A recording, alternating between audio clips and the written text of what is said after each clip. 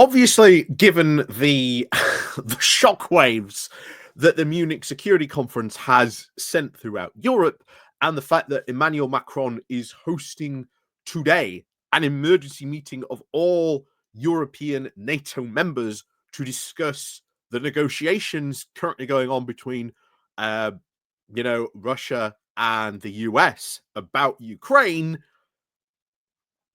Once again, not too surprisingly, you will probably be hearing, certainly from the right wing of our politics, talk, or at least ghosts and spooky stories about there being an EU army. Ooh, the boogeyman has returned.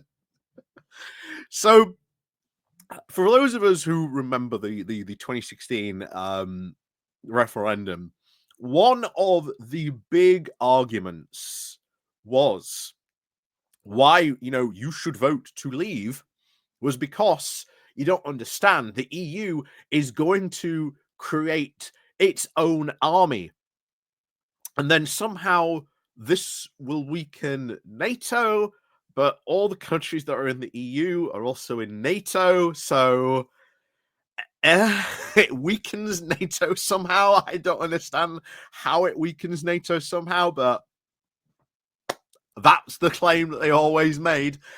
But you can actually go back even further into like the crazier UKIP days, back when Farage had just taken over, or when it was being run by Robert Kilroy Silk. And at some point in the future, we will have to do like the video of how Farage became leader of UKIP and dethroned Robert Kilroy Silk, and the falling out and stuff that happened in and around that, because oh boy, that is a story in itself that does deserve a lot of light shed on it at some point in the future. But I'm gonna have to really make sure I get all the stuff, the dates and stuff going on right, because like I say, back in the day, it got quite a bit illegal. So gonna have to be sort of careful of what the stuff and making sure I've got all that stuff right, because it is kind of an interesting story. But like I say, there are plenty of blogs and articles about that from that time. Well, I say blogs, because the internet did exist back then, but not like it did now. Showing my age already. I'm not even that old, but yeah. So it is something that we have to cover one time. But again, back in the UKIP days, they used to claim that Germany or Spain or whatever country would somehow, a recruiter for their army would be able to come over here and then forcibly recruit British citizens into like the German or French or Italian armies.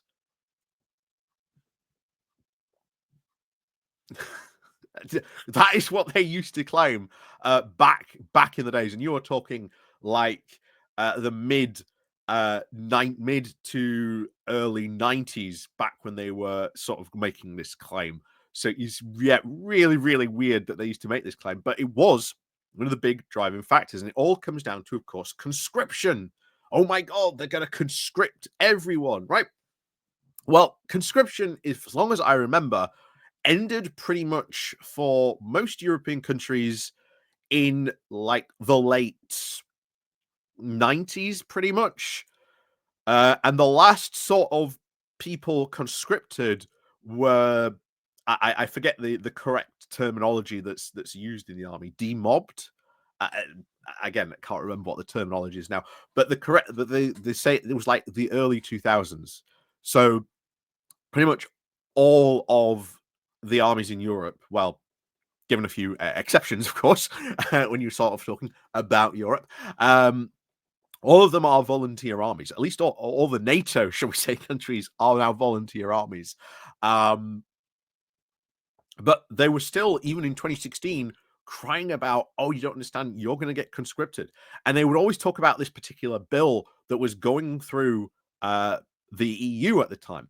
Well, this bill wasn't to form an EU army, it was to form a united joint headquarters so that different armies, so like, I don't know, the French army and the German army could coordinate and they could run drills, which would give their armies various different tasks. We've done this quite a few times with the Norwegians, the French. We've had sub hunting games where they've tried to track down our subs, we've tried to track down their subs, and this not only gives your surface fleets experience in tracking subs during a peacetime situation rather than, of course, in wartime where it would be a lot more serious.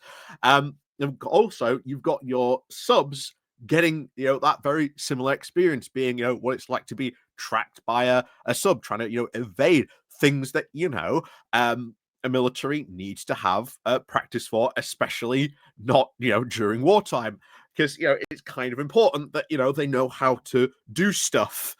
You can't just go, okay guys, there's your sub, off you go. You can't expect them just to do that.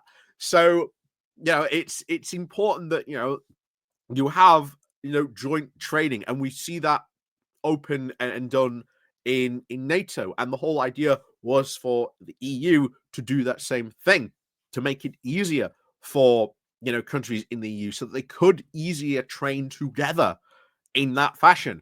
But of course, no, this was especially painted by the Brexiteers as an EU army being sort of created. However, of course, in the light of the Munich Security Conference now, it is very clear that America does not view Europe as a security concern. That as far as it's concerned, China is the number one sort of security threat. And as I've always said, and I've repeated, you're not going to take our security concerns seriously. Why should we take theirs seriously? And it was kind of interesting when you had the Chinese ambassador come along and step up and just go, hey, Europe, we're with you on this. Let's respect the international rules-based order that we've all, know and come to respect, that has pretty much kept the peace around the world for quite some time. Well, not completely, of course. It has its problems, and it definitely has its critics. But hey, unless someone can come up with a viable alternative to it, I ain't seeing that viable alternative being posted yet.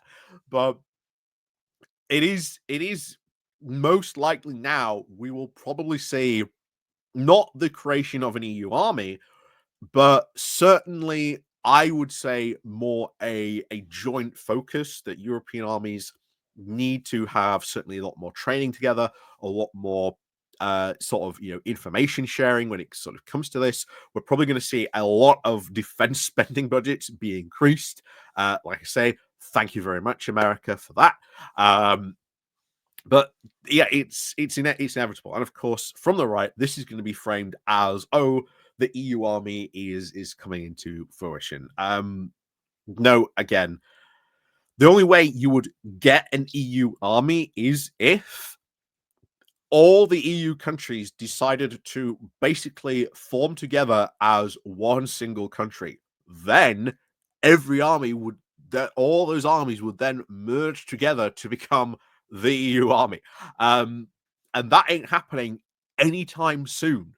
There is nothing like that being literally proposed or happening right now. The EU still and always is at the moment very, very much focused on trade and economics. Now, I think that you are probably going to see in the light of this as well, certainly the EU talk more about European defense and, of course, more about European strategic autonomy. It's inevitable now, thanks to, again, what Trump has said, that Vance and Hegseth speech. It's inevitable, really. But yeah, expect to see this talking point revived by certainly Nigel Farage, etc. on this. So Yeah, this argument's going to come back with a vengeance. So I'm warning you, I'm pre-warning you all now. This is what is about to happen and start probably to come from reform on this. So as always, thank you very much for watching, of course. And as always, like I say, there are links down below that you can help support the channel with, the Patreon page, the Buy Me Coffee link, the YouTube thank you button, and of course, there's the Pony Club down below as well. So as always, thank you very much for watching, and we'll see you all next time.